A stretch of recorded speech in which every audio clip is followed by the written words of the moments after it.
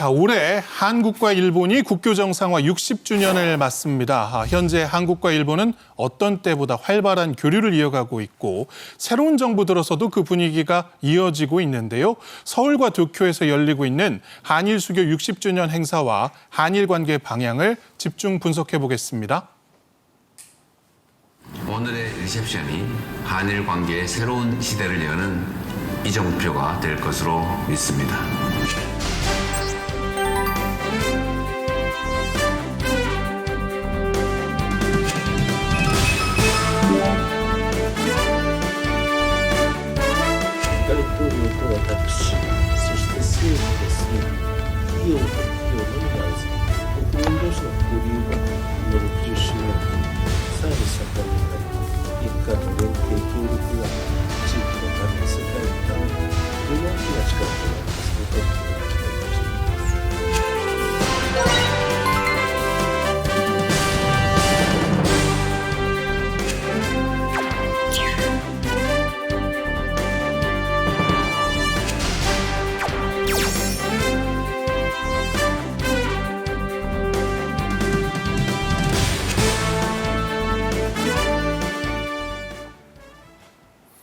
이번 주제 함께 나눌 강철구 배재대 일본학과 교수 나오셨습니다. 어서 오십시오. 네, 안녕하세요. 예, 올해가 한일 국교 정상화 60주년입니다. 그러니까 연중 다양한 행사들이 열리는데 메인 행사를 꼽으라면 역시 양국에서 열리는 리셉션이 될 것 같고요. 16일에 먼저 우리나라에서 그러니까 한 일본 대사관이 주최하는 리셉션이 열렸습니다. 네, 맞습니다.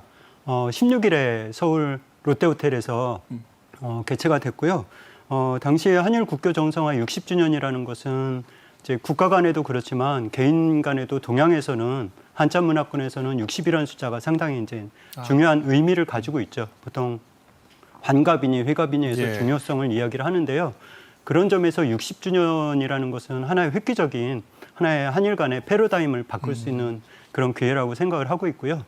그런 점에서 이번에 리셉션에서 개최했던 한일 국교 정상화 60주년 기념은 상당히 의미가 있다라고 할 수가 있는데 그 의미라는 것은 결국 이제 양국에서 이러한 한일 간의 관계를 어떻게 정립해 나갈 것이냐 이 부분에 이제 포커스를 맞춰야 되겠는데 이번에 이재명 대통령은 결국 내세운 것이 실용 외교를 내세웠지 않습니까? 그래서 과거사 문제에 대해서 깊숙하게 이야기하지 않고 곧바로 미래지향적이고 또 양국이 손을 잡고 이런 부분에 대해서 방송을 통해서 영상을 통해서 메시지를 전달했다라는 점에서 상당히 의미가 있다라고 할 수가 있고요. 저는 그런 점에서 이 슬로건이 상당히 좀 좋았다라고 볼 수 있습니다. 두 손을 맞잡고 더 나은 미래로 나아가자 이런 슬로건이 상당히 좀 의미가 있었다 이렇게 평가를 할 수 있겠습니다. 예. 자, 주한 일본 대사관이 서울에서 주최한 이 기념 행사에서 이재명 대통령이 영상 축사를 전했습니다. 만나보시죠.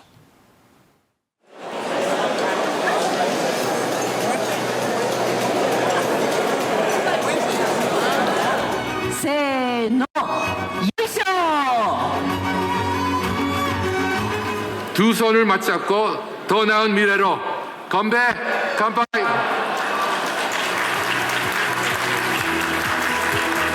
오늘의 리셉션이 한일 관계의 새로운 시대를 여는 이정표가 될 것으로 믿습니다. 두 손을 맞잡고 더 나은 미래로 우리 함께 나아갑시다. 감사합니다.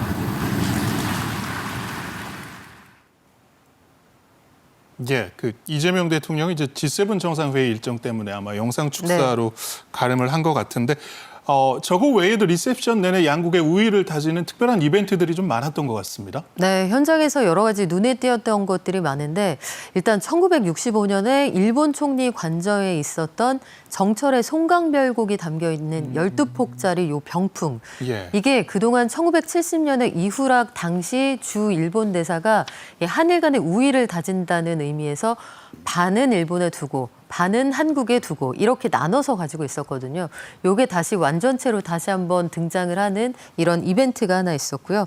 다시 또 보면 현장에서는 일본의 전통주를 이렇게 부수면서 또 현장을 즐겁게 하는 그런 망치 같은 것들을 들고 있는 그 화면을 잠깐 보여드렸습니다. 또 아울러서 현장에서 보면 그 일본식 꽃꽂이 문화라고 하는 이케바나 꽃꽂이 체험도 이루어졌고요. 전반적으로 양국 간의 그 우호 증진을 다질 수 있는 여러 가지 문화 체험도 진행이 됐습니다. 예. 그리고 19일에는 도쿄에서 이제 주일 한국 대사관, 그러니까 우리 정부가 주최하는 리셉션이 열렸는데 여기에는 일본 총상 이시바 시게루 네. 총리가 깜짝 등장했습니다. 아무래도 최근에 한일 관계를 좀 반영하는 모습이 아닌가 싶기도 하고요. 네, 맞습니다. 어제 그 오타니 호텔에서 도쿄 오타니 호텔에서 개최를 했는데요.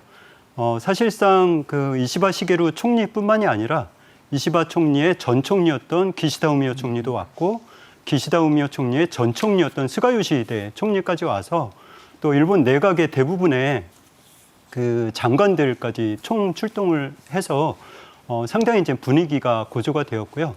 한국의 롯데호텔에서 개최됐을 때 한 300여 명에 비해서 약 1000여 명이 참가를 했다라는 점에서도 상당히 이제 의미가 있다라고 볼 수가 있습니다. 또 하나는 그 개최할 때의 건배사에서 전 총리였던 기시다 전 후미오 총리가 발언을 했던 것들도 상당히 이제 의미가 있다라고 할 수가 있는데요. 당시 이제 발언들을 보면은 결국은 한국과 일본이 미래를 향해서 같이 손잡고 나아가야 된다라고 해서 이전에 이재명 대통령께서 하셨던 연설의 연속선상에서 있었고요. 여기에 대해서 박철희 전 대사도 한국과 일본 간의 우호적인 관계를 조금 더 지속시켜서 나아가야 된다 이런 발언을 통해서 상당히 분위기가 호조되는 그런 리셉션이었다. 이렇게 평가를 할 수 있겠습니다. 예. 앞서도 이제 이번 60주년의 슬로건이 두 손을 맞잡고 더 나은 미래로라고 말씀을 해주셨는데 실제로 이시바 총리도 그런 부분을 좀 강조하는 발언을 하기도 했고 한일 간의 경제 협력의 시너지가 실제로 어느 정도로 나고 있나요? 네, 지금 60주년을 맞아서 기업인들을 상대로 조사를 했습니다. 한일 간의 경제 협력이 실제로 얼마나 도움이 되고 필요하다고 보느냐. 우리나라 기업인들이 대답한 걸 종합하면 예. 기업 10곳 중에 6곳 이상이 한일 경제 협력이 너무나 필요하다. 또 첨단 산업의 시너지를 낼 수 있을 거다. 이렇게 답을 했습니다. 실제적으로 보면 우리가 소재 같은 것들 일본에서 수입해오는 것들이 제법 많죠. 그래서 분쟁이 있을 때마다 기업들이 앓는 소리를 내지 못하는데 참 속으로 내상이 깊다. 이런 예. 토로들을 많이 했습니다. 한일 간의 우호 증진이 되면 이런 부분들에 대해서 협력해 나갈 부분 많을 것으로 보이고 반도체나 인공지능 분야에서도 아시아 쪽에서는 지금 중국을 제외하면 이렇다 할 성과를 내고 있는 나라가 드문데 기술과 인력과 돈을 가지고 있는 일본과 한국 충분히 함께 뭔가 해낼 수 있지 않겠느냐 이런 이야기도 나오고 있어서 앞으로 양국 간의 관계가 좋아짐에 따라 걸어볼 수 있는 기대가 커질 것 같습니다. 예. 교수님 실제로 네. 한일 관계가 좀 좋지 않던 시절에는 네. 일부 품목 이제 수출 제한을 하기도 하고 그게 대부분 이제 우리가 반도체를 생산하는 데 필요한 물품들이기도 했습니다만 한일이 주로 협력하는 분야는 어떤 분야인지 또 이를 통한 시너지는 어느 정도인지도 궁금합니다.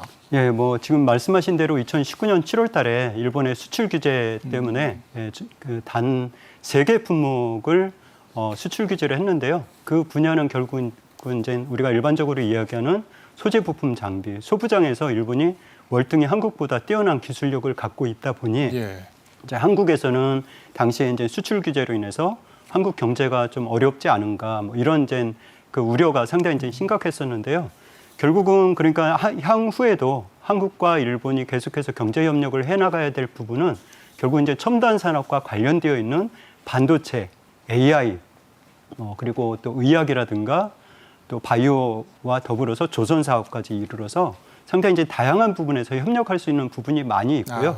예, 그런 부분에서 볼 때에 한국이 조금 더 앞서 있다라고 보는 부분들의 데이터를 통해서 확인할 수 있는 부분이 있습니다. 예를 들어서 유엔 산업개발기구에서 매년 제조업 경쟁력 지수를 측정을 하는데요. 한국이 4위에 있고 일본이 미국과 더불어서 7위에 지금 이제 랭크가 되어 있습니다. 또 하나 1인당 제조업 부가가치 창출액 역시 한국이 한 8,900달러 정도, 일본이 7,900달러 정도여서 한국이 1,000달러 정도 이제 우위에 있는데 이 말은 결국은 우리가 제조업 분야에서는 일본보다 앞서 있고 또 1인당 제조업 부가가치 창출액에서도 앞서 있지만 결국은 이런 것들을 바탕으로 하는 소부장에서는 일본과 우리가 협력을 해야만 이것이 시너지 효과를 가져올 수 있다라는 거죠.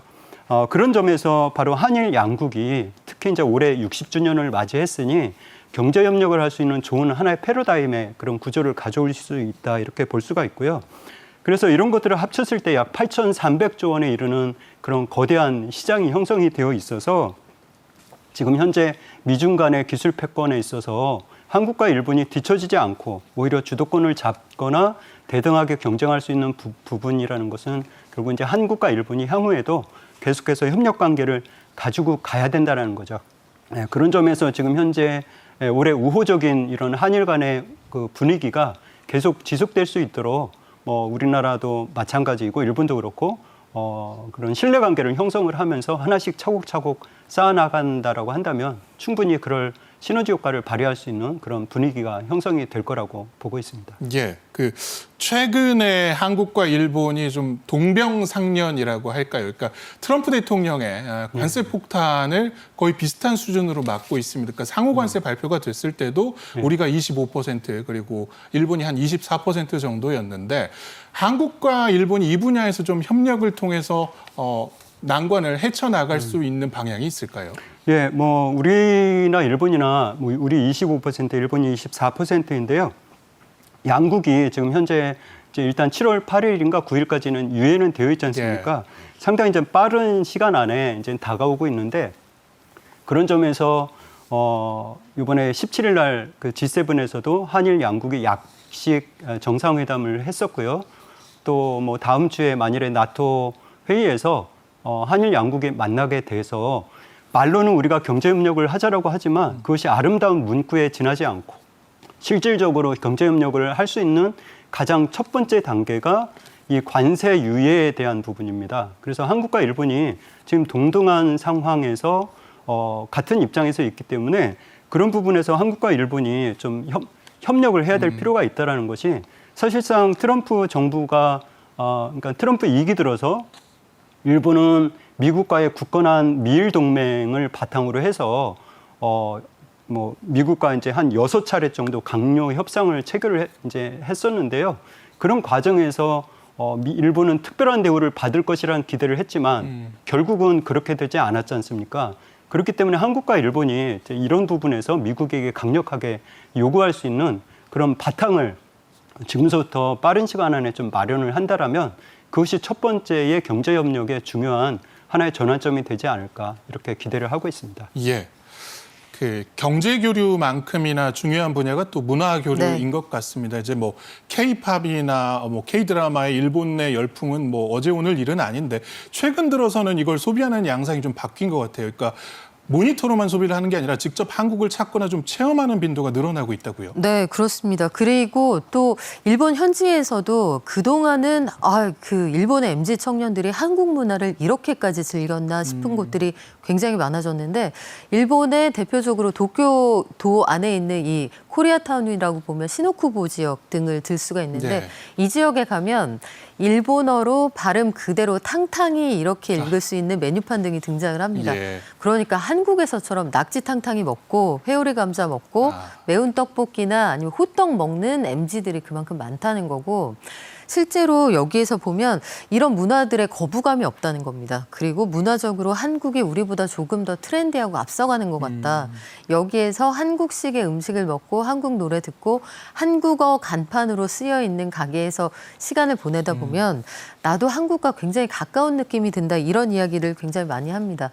문화가 스며드는 게 아마 정책이나 그 어떤 것보다 강력하지 않을까 이런 생각을 해봅니다. 예. 자, 신오쿠보 거리에서는 이제 한국 밑반찬도 팔고 있는데 한국에 관심이 많은 일본인들에게 인기라고 합니다. 영상으로 만나보시죠. 여기 무조건 사람 많을 것 같아요.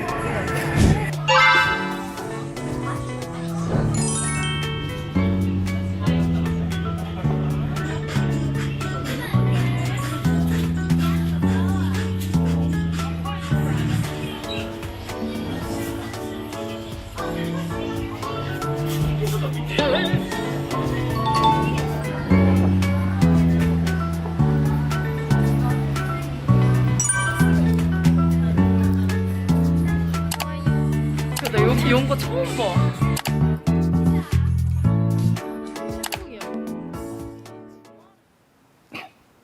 예, 제가 97학번인데 네. 학창 시절에 슬램덩크나 드래곤볼 정말 열심히 봤던 그렇죠. 기억이 나고 이제 주간물로 나오다 보니까 연재되는 날 그거 사러 막 가는 게 일이었는데 최근에는 이게 오히려 역전이 돼서 우리 문화를 누리려는 일본 젊은이들이 훨씬 많은 것 같습니다. 그러니까요. 그때는 아마 슬램덩크가 나오던 때 한국에서 농구대잔치 유행하고 또 마지막 승부 같은 드라마도 그 한 세대 정도 전에 인기를 끌었고요. 이런 것들이 두루 영향을 미쳤는데 최근에 지난해 가을쯤에 일본 내각부가 흥미로운 조사 결과를 발표를 했습니다. 일본의 세대별로 한국을 문화적으로나 정서적으로 얼마나 친밀하게 느끼십니까? 라고 물었더니 일본에서 10대부터 20대까지는 10명 중에 7명 이상이 굉장히 친밀하게 느낀다. 이렇게 답을 했습니다. 그러니까 역사적으로 우리가 참 많은 애증의 관계를 가지고 있는데 적어도 청년층에서는 서로가 편견 없이 서로를 받아들이고 있다.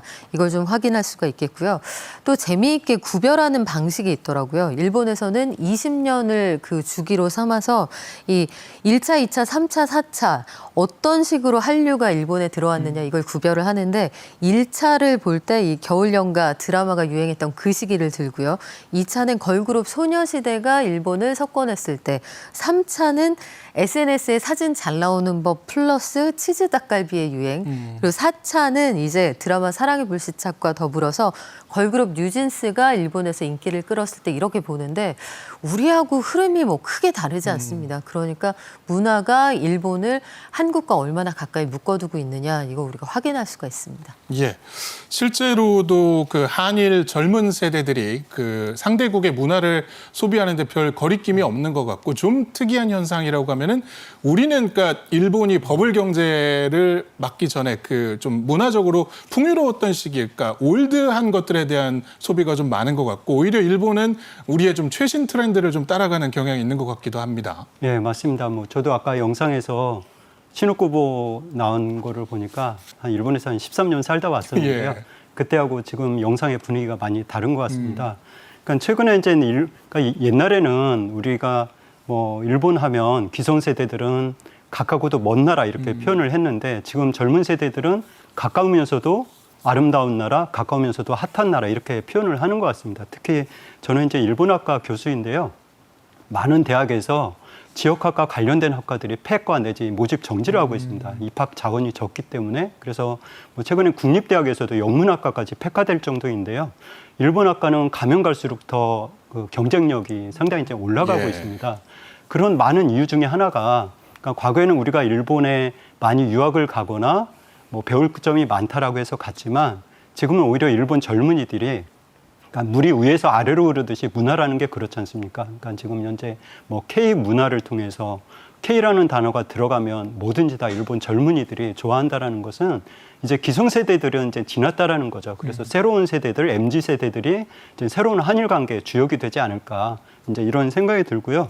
또 과거에 그런 많은 우리 한국의 학생들도 마찬가지로 초중고 때는 부모님 따라서 멀리는 못 가더라도 일본 여행은 한 번씩 했기 때문에 일본 문화에 대한 거부감이 좀 적고 일본도 역시 마찬가지로 일본 인구 중에 한 27%밖에 여권을 소지하지 않았다라는 데이터도 있어요.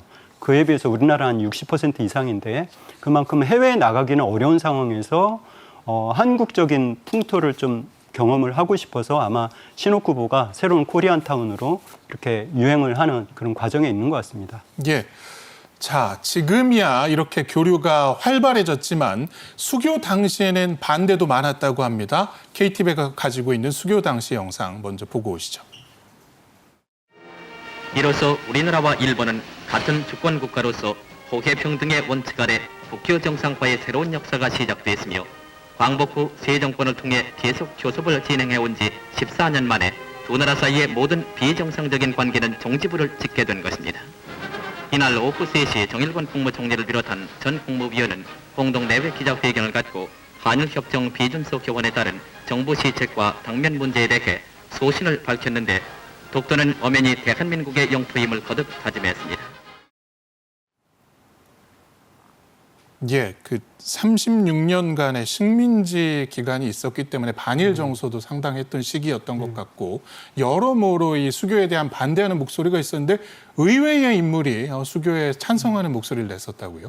예, 당시 이제 1965년이면 아직까지도 우리가 이제 과거에 대한 아픔을 가지고 있었던 세대들이 존재를 하고 있는 상황에서 일본과의 수교가 이제 급박한 이제 상황에서 한국만 반대한 것은 아니고요. 일본 내에서도 네. 한국과의 국교 정상화에 반대하는 목소리가 상당히 이제 컸습니다. 그런 과정에서 당시 야당이면서 40대 기수였던 당시 이제 전 대통령이죠. 김대중 의원은 그러니까 야당의 사쿠라라는 소리를 들으면서까지 한일 국교 정상화에 찬성을 이제 일부 했었는데요. 찬성을 한 이유가 단순하게 국익의 관점에서만 한 것은 아니고요. 당시에 이제 국교 정상화의 조건 중에 하나가 우리는 이제 청구권, 일본은 경제 협력이라고는 하지만 무상 3억, 유상 2억, 그리고 상업차 간 3억 해서 총 8억을 우리가 이제 그 청구권으로 받게 되는데 그 8억이라는 금액보다 더 중요한 것은 한국과 일본 간의 무역 관계에서 항상 상수로 존재하는 것이 적자였거든요. 그리고 사실상 그 적자는 2025년인 올해까지도 이어지고 있고요. 그런 점에서 그런 적자를 해소하기 위한 방안 중에 하나가 무역 불균형을 해소할 수 있는 기회라고 보는 거죠. 이 국교 정상화가. 물론 그것이 당시에 뭐 박정희 정권에게 전달은 되었어도 이루어지지는 않았지만 그런 실용적인 외교 측면에서 야당의 입장에서도 찬성을 했고요. 그 결과가 대통령이 된 다음에 1998년도에 일본의 오부치하고 우리 김대중 오부치 선언을 했지 않습니까?